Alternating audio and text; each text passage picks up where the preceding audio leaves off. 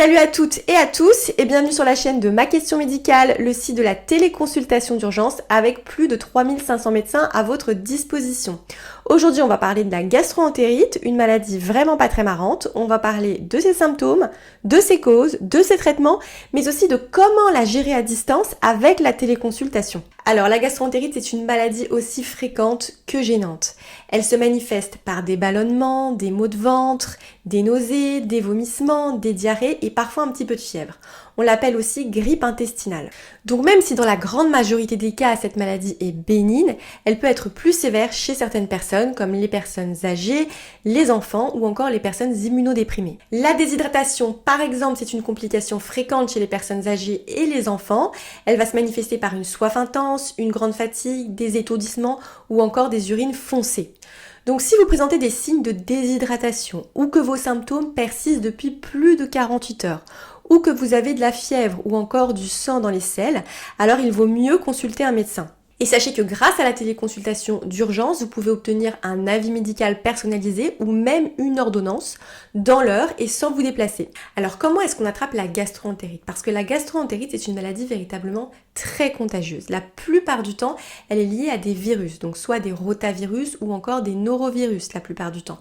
On va l'attraper par contact indirect avec des surfaces ou des objets contaminés ou bien directement au contact de personnes malades. La gastro-entérite, elle peut aussi être liée à certaines bactéries comme Escherichia coli ou les salmonelles ou bien à certains parasites qu'on va ingérer en consommant des aliments ou de l'eau contaminée. Mais alors, comment éviter la gastro-entérite? Eh bien, pour éviter la gastro-entérite, l'hygiène doit être de mise. D'abord, bien se laver les mains après être allé aux toilettes et puis avant les repas. Ensuite, il y a aussi une hygiène vis-à-vis des aliments, donc bien respecter la chaîne du froid, les dates de péremption, bien laver et bien cuire les aliments. Et puis enfin, bien nettoyer les surfaces et les objets qu'on utilise beaucoup, par exemple les téléphones portables.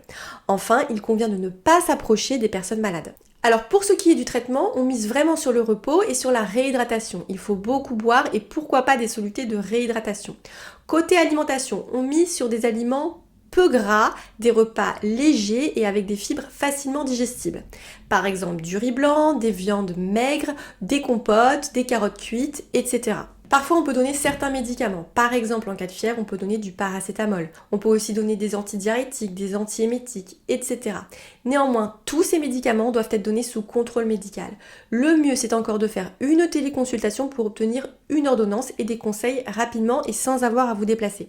Et puis enfin, en cas d'infection bactérienne ou parasitaire sévère, on peut avoir des désinfectants intestinaux ou bien des antiparasitaires ou encore des antibiotiques qui sont prescrits par le médecin. Voilà, donc la gastro-entérite c'est une maladie le plus souvent bénigne. Néanmoins, il faut véritablement rester vigilant si vous êtes une personne dont la santé est fragile. Je vous rappelle qu'avec Ma Question Médicale, vous pouvez faire une téléconsultation immédiate pour obtenir des conseils médicaux personnalisés ou encore une ordonnance. Merci d'avoir suivi cette vidéo. Si vous voulez en savoir plus sur la gastro-entérite, vous pouvez toujours lire notre article sur notre site web. Vous pouvez aussi aller sur notre site ou télécharger l'application de Ma Question Médicale pour toute téléconsultation d'urgence. En attendant, prenez bien soin de vous et à bientôt!